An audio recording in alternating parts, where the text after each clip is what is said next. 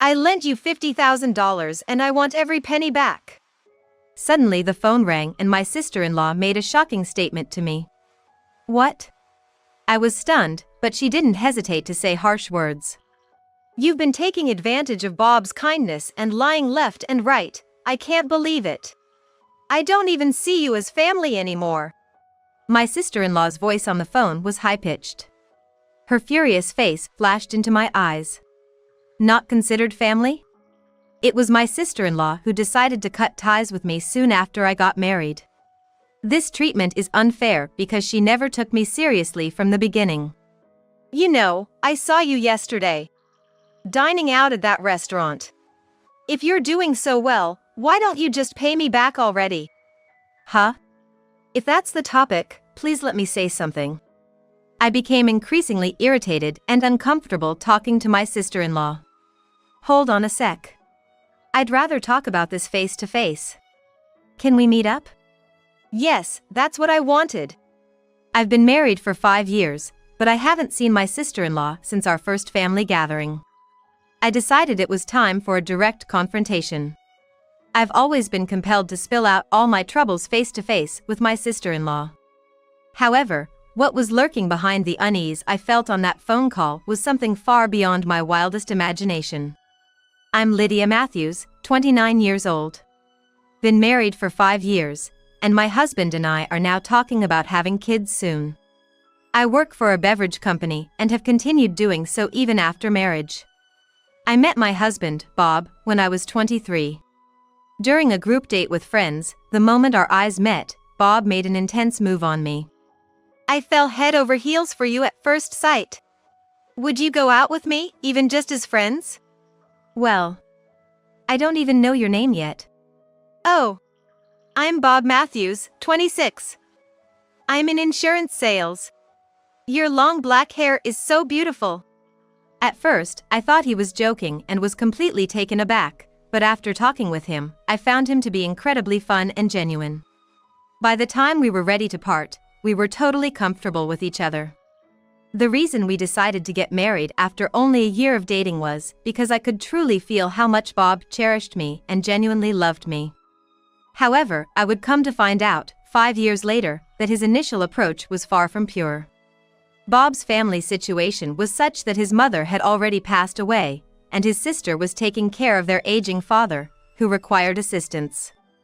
Due to this, we kept our marriage introduction brief, and simply by submitting our marriage certificate, we became husband and wife. I was incredibly happy with just that. Except for one thing. It was during our visit to his family's home for the marriage introduction. I am Lydia Johnson, and I will be marrying Bob. I kindly ask for your blessing. Upon seeing me, Bob's sister looked visibly startled.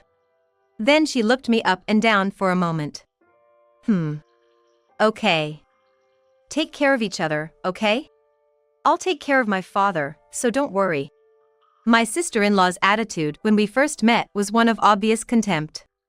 I haven't seen her sister-in-law since that day. I'm sorry. My sister doesn't like the fact that Lydia grew up in a single-parent household. She has a prejudice that she must have had a difficult upbringing. Oh, the two families haven't even had a proper meeting yet. Considering my father's condition, I think it would be best not to force a family meeting. Even considering my father-in-law's situation, I couldn't help but feel frustrated. A few days after our introduction, Bob told me something very important, with a slightly hesitant but firm look on his face. Ever since that day, my sis has been going on and on about single-parent households being poor or being too persistent. She just keeps bad-mouthing you. To top it all off, she said she'd cut ties with you if I married you. So, I kinda snapped back at her, saying that's fine by me. Hearing the word cut ties from my sister-in-law was a shock. But I really don't want to deal with someone who dislikes me that much from the first meeting.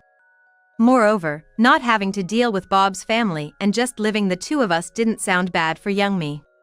When we started living together, we decided to contribute $1,000 each for our living expenses. On top of that, we decided to save in a joint bank account, which would be our shared property. I was earning more than Bob, but it was his idea to contribute equal amounts. But that arrangement fell apart just 3 months in. Got a call from sis today. She said it's been tough since I left home. Did she quit her job? Yeah, she's been looking after Dad full-time. Bob's father suffered a stroke 2 years ago and was bedridden. Apparently they considered putting him in a nursing home, but he stubbornly did not want to leave the house. So, I'm really sorry to ask this, but in addition to the ongoing support, I'm thinking of sending an additional $500 a month to my family. I'll manage the related expenses. So I would like you to pay a little more for our living expenses. $500, huh? It's unavoidable, I guess. If my mom were to fall ill, I'd probably ask the same from you. All right. Starting next month, I'll put in $1,500 and you contribute $500. Let's try that. Thank you. So I decided to contribute a little more to the household finances. Because of Bob's work, he often leaves late when customers call him, and he always gets home late. He frequently went out drinking, sometimes staying out until the early hours of the morning. Still, I think we were a loving couple, often traveling together on weekends. 3 years after we started sending money, Bob's bedridden father passed away. He apparently decided to have a small, private funeral. The wake is tonight, so I might not be able to come back until tomorrow.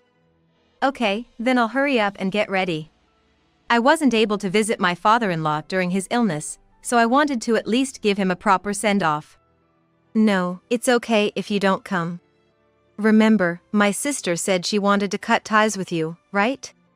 I remembered something Bob said to me when we first got married. However, it is common courtesy to attend such an important event. It's okay. If my sister sees you, she'll definitely complain. I don't want her to make a fuss at her father's funeral. I just want him to pass away quietly, with only his close relatives. I had no choice but to follow his words. After all, my husband, the chief mourner, had refused. Instead of attending the funeral, I offered to cover half the funeral expenses. I'm really sorry that I couldn't attend due to my sister's circumstances. Thank you so much. Bob thanked me many times and headed to the venue. I was angry at my sister-in-law for making Bob feel this way, but I thought this would finally cut ties with his family. But about 2 months after Bob's father passed away, Bob told me an incredible story. About Dad's inheritance, apart from the house, he didn't have any savings.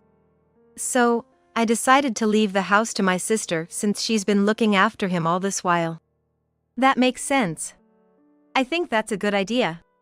But here's the shocking part, turns out, she is pregnant. What? How? Why? When did my sister-in-law have time for that? When did she find the time? My mind was full of questions. Right? I was surprised too. Apparently, my sister had a boyfriend, and he used to come over to their house sometimes. Wow. But, she is only 33. Yes, she found out that she was pregnant a while ago and she thought about terminating the pregnancy. However, around the same time my father died, so she decided to continue with the pregnancy. But there is a problem. Can you believe it? When she told her boyfriend she was pregnant, he got up and left. Well, Bob's father passed away a while ago, and thinking about caring for him and raising children. I can kind of understand how her boyfriend feels overwhelmed by that responsibility. The problem is that my sister doesn't have any money. She quit her job to take care of her father. And now that the father has passed away, the pension is not coming in. I think she might be the reincarnation of someone else or something. She can't even imagine having an abortion. I can imagine I would feel the same way if my mother had just passed away. I felt like I could understand both her boyfriend's feelings and my sister-in-law's feelings. I was speechless. So she's asking if we can continue to support her financially until she secures a place for a daycare center. Of course, but would the amount we gave her be enough? Yeah, there was no cash inheritance. So, I'm thinking of sending her $1,000 for now. I truly feel awful for my sister. Bob apologized sincerely. Despite being estranged, I think about my sister-in-law every payday. We are the only siblings in our family, so I couldn't help but understand my husband's feelings. As a result, I had to cover her living expenses for the next 2 years of her life while Bob continued to support her. After that, our savings continued to dwindle due to her childbirth expenses and baby gifts. My husband occasionally got pictures of her child, but of course, I never received a word of thanks. Even though I wished I'd stop, I couldn't cut the support until she secured daycare for her child. My sister found her job and secured daycare for her child. So the financial aid is scheduled to end next month. Isn't it about time to start thinking about having children? How I had longed to hear those words from my husband. Tears unexpectedly filled my eyes. Finally, we can lead a normal life. Just as I was thinking that, I received that furious phone call. That day was Saturday. I was off and my husband was called to work by a client. Just after lunch, my house phone, which I rarely use, rang. Hello? Hey, Lydia? I've reached my limit, so I'm gonna tell you straight. The $50,000 you borrowed from me, pay it back in full. The call was from my sister-in-law, who suddenly dropped this bomb on me. What? I was taken aback, but my sister-in-law showed no mercy. You've been taking advantage of Bob's kindness and lying all this time. Shame on you. I no longer recognize you as a family. My sister-in-law raised her voice sharply over the phone. I could almost see her expression through her tone. You know, I saw you yesterday. Dining out at a restaurant. With the same intensity as before, she accused me of something that made no sense. Yes, I went out for lunch with my colleagues at work yesterday. Huh? Colleagues? If you can afford that, then pay me back. What? If that's the case, let me tell you something. Though I was getting irritated, I felt something off about this conversation with my sister-in-law. Wait a minute. I want to tell you face to face, but is it okay if I meet you now? Yes, that's exactly what I wanted. We've been married for 5 years now, and since we were first introduced to each other at my in-laws' house, we hadn't seen each other once, so I decided to confront her directly. I had the urge to let her do it and vent all the frustrations I had felt over the years. I had arranged to meet my sister-in-law in 2 hours at a restaurant halfway between our homes. While driving, I suddenly couldn't help but worry about her child. If she were to bring her child along, going in with an aggressive attitude might not be the best approach. While thinking about this, I arrived at the restaurant and found my sister-in-law sitting alone. Hello, it's been a while. You're depressed and stuck at home, aren't you? If you're that good, pay me back the $50,000 you owe me right now. Huh? I'm working fine, otherwise I wouldn't be able to send $1,000 a month to you. Huh?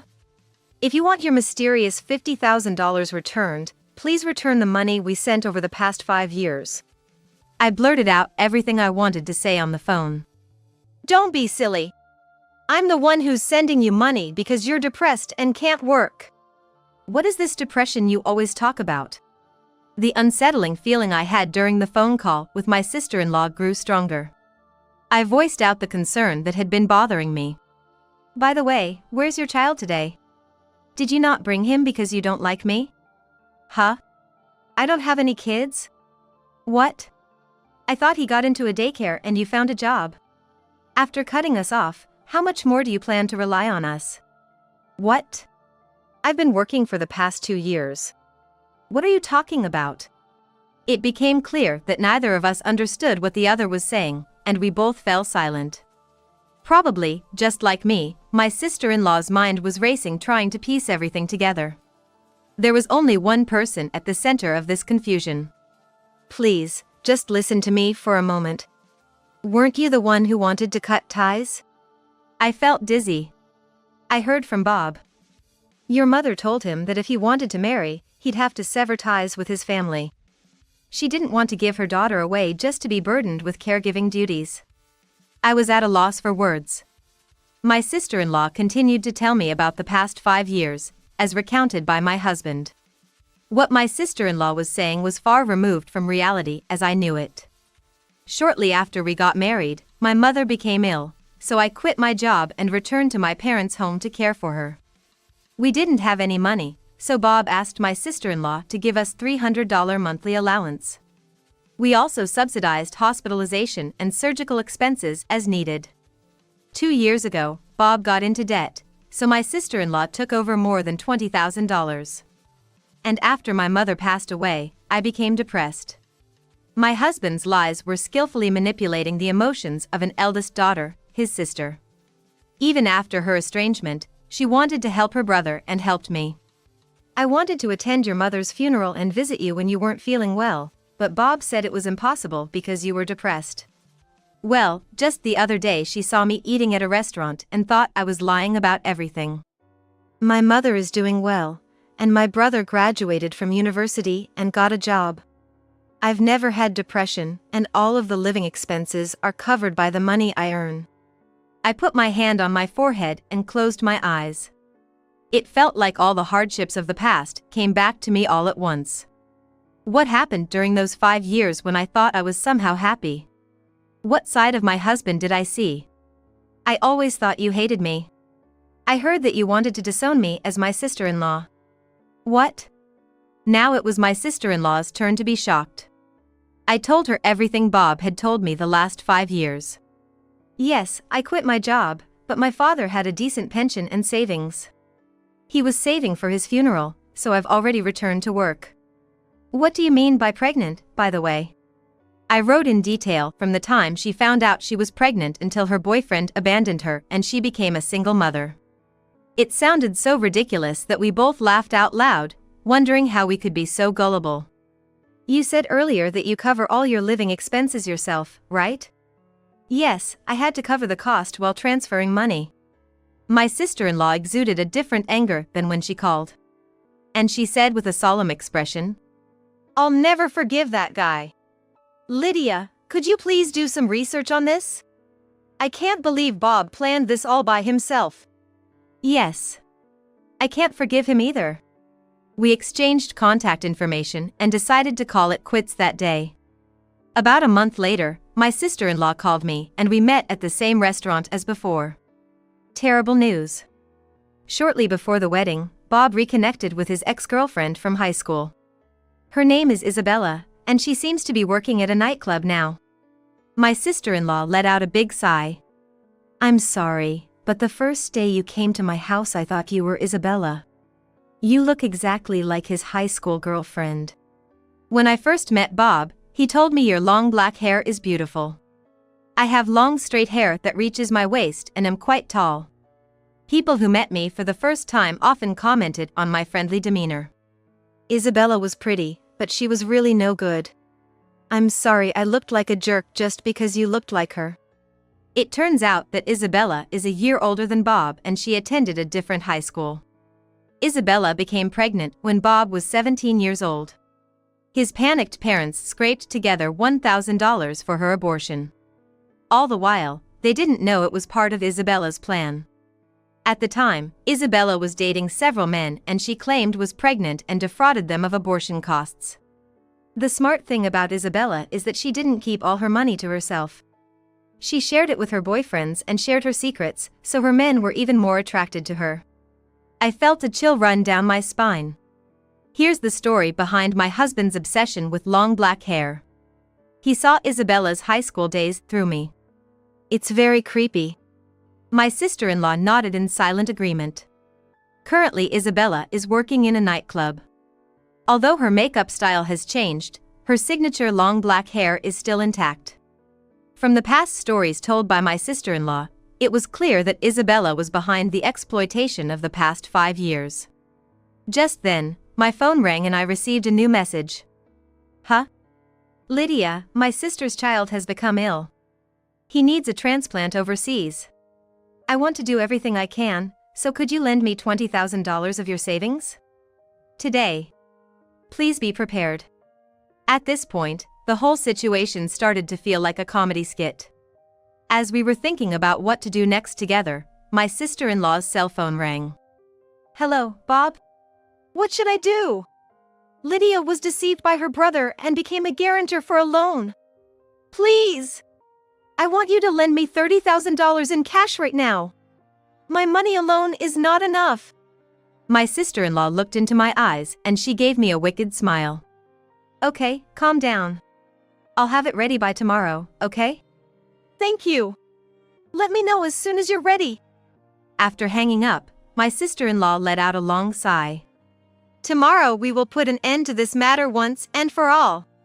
The fact that he is now demanding such a large amount of money means they are making the final move. We won't let Isabella do what she wants. I swallowed hard, feeling a shiver run down my spine. It was definitely an anticipation for the upcoming showdown. The next evening we waited for my husband at our usual restaurant. Despite his wishes to meet at his sister's house, we chose this location. I was sitting behind my sister-in-law, wearing a hat to hide my face. Hi. Did you bring the money? First of all, sit down. How is Lydia doing? Even though she's depressed, since when did she become a guarantor? Well, it seems like it happened shortly before her mother died. Lydia seems to be depressed again after this incident. I heard my husband's voice behind my sister-in-law and I was getting irritated. How could he falsely claim that my mother was dead? I couldn't help myself and stood up. Hey, aren't you Bob? I thought you were working today. I pretended it was a chance encounter and moved to their table. Ignoring my wide-eyed husband, my sister-in-law confronted me aggressively. Lydia? Aren't you depressed? If you're fine, pay me back my $50,000. You liar! Were you perhaps trying to swindle another $30,000? What? What are you doing? Your kid's sick, right? I've been sending $1,000 every month, and now you want another $20,000. You're not lying, are you? What kid? I'm the one sending the money. As the two began to bicker, the husband's face turned a deep shade of blue. Hey! What's the deal? We both pressed, closing in on him. It's not what you think.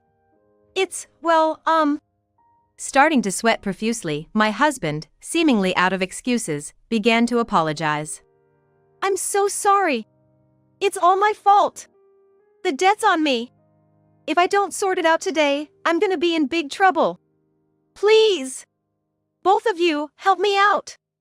What? Have you been up to no good for the past 5 years? I got hooked on gambling and now I'm drowning in debt. I didn't mean to deceive anyone. Please, help me. Sister-in-law looked down at her desperate brother with a cold gaze. Then she pushed him away a little and said, Enough of that behavior. Are you relying on Isabella? Are you planning on stealing her money and running away with her, whispering sweet nothings to her? What? It was obvious that my husband was surprised. He jumped slightly in shock. Too bad, you've already found out. My sister-in-law said, showing him the report from her private investigator. The strength was gone from my husband's trembling shoulders. Suddenly, his obedient demeanor disappeared and he let out a defiant cry. Oh! Why did you expose me now? Why are you both together? I thought you two broke up. All the patrons of the store were staring at them, but my husband didn't seem to mind. Damn it! I almost succeeded. Keep being fooled until the end. You're both idiots. The tension seemed to subside and he began to vent his anger. Give me some more money. Lydia, you were happy to marry me, weren't you? Please stay by my side until the end for me. My husband continued rambling and started bad-mouthing me and my sister-in-law. Bang! Without thinking, I slammed the table to shut him up. Don't be silly. What are you happy about? Give me back the time I wasted on you. Every time you see my hair, you think of Isabella, don't you? It's disgusting. My husband was scared to see me, who is usually calm, throw a tantrum. You idiot! Do you know what you did? Explain everything. If you don't know, I'm going to the police right now. Thinking he couldn't escape his sister's gaze, my husband finally looked down. After a long silence, he gave up and started talking piece by piece about what had happened so far. Just before our marriage, he reunited with Isabella and together they hatched a plan to extort money from both me and my sister-in-law. After his father passed away and left him an inheritance, he also wanted to get his sister's share. He intended to withdraw both our joint savings and my personal money and run away with Isabella. I loved Isabella since high school. I loved Lydia too, but she was just a stand-in for Isabella. I need Isabella. I despised my husband, but it still hurts when I hear his words. The next moment, my sister-in-law blushed in anger and slapped Bob in the face. Enough with making a fool out of Lydia. After all she's provided for you, you'll repay every cent you owe. Plus, compensation for the wasted 5 years you took from Lydia. With a stern glare fixed on my husband, my sister-in-law got to the point. You haven't touched your inheritance yet, have you? Why, do you ask? That money's for my wedding with Isabella. I can't give that up. With a sly grin, my sister-in-law laid out several photos on the table. Oh, let me share something interesting. Isabella has someone else she's serious about. Looks like she's considering marrying him. The couple in the photos looked happy, walking arm in arm. Isabella, with her long black hair and tall stature, indeed looked a lot like me. Well, even if he's her main guy, isn't he just another target for her scam? Apparently, she's been caught for marriage fraud before. That's a lie. It's got to be. Because once we get the money, she's gonna marry me. That's what I'm saying. It's a marriage scam, don't you get it? It's a lie. I don't believe it. Please tell me it's not true. As my husband's voice rose, he began to tremble uncontrollably. Eventually, he leaned on the sofa and began to cry. This time it seemed like he had run out of energy, so I put the business card of a lawyer. To my surprise, his hands were shaking when he received the card. I demand $100,000 in compensation for wasting 5 years and putting me in debt. I can't pay for that. Lydia, forgive me. Help me. When he begged, his sister also called out to him, as if offering him a helping hand. Don't worry. All I'm asking for is $50,000. I'm not asking for compensation. You know our father only has $50,000 left in his estate. That's why it's gonna be okay. Just sell the family home. I got an estimate, and it's worth about $100,000. So, sell it quickly. If not, I'll sue you for fraud, along with Isabella. Finding out about the inheritance from my father-in-law and that my husband had inherited the family home was completely unexpected. How many times has he lied to me? It sends a chill down my spine to think about what would have happened if my sister-in-law hadn't called. We enlisted the help of a lawyer friend of my sister-in-law's to ensure that the agreed compensation was paid after signing the appropriate documents. After that, Bob's parents' house was sold for the amount my sister-in-law estimated, and I received the compensation as expected. I don't think I could have extracted this much compensation from my husband on my own, so I am truly grateful to my sister-in-law. I soon divorced and moved back closer to my childhood home. Once the money was returned, my sister-in-law moved to a place where she and her mother were familiar. According to my husband, the next day, Isabella, who lost the man she was interested in, dumped him. I dated you for 5 years thinking I would get money from you, but it's all your fault that I even lost the man I wanted. It was a waste of time. Don't show your face again, you god of poverty. She seemed to scream and then disappear immediately. My sister-in-law considered charging Isabella with fraud, but could not find any concrete evidence as Bob was actively cooperating. I couldn't sue Isabella for her compensation, but she didn't get much money from Bob for the time she spent. I feel like I was able to get a little revenge because I was able to intervene in their relationship. Although I may never see my sister-in-law again, I wish her a happy life as her comrade. After all, we have accepted and supported each other as a family. My husband may not have been in debt, but he lost his wife, her only sister, the home he grew up in, and his beloved girlfriend. According to what I heard from a mutual friend of his, he lost motivation and quit his job and is now making a living by working night shifts at a 24-hour convenience store. It is said that when he spotted a tall girl with long black hair, he foolishly followed her and even got into trouble with the police. Seeing the sad end of my husband, even feeling a bit sorry for him, I realize I've genuinely moved on. After my divorce, I cut my long hair and dyed it a bright color. I'm thinking of just doing what I love for a while and pampering myself.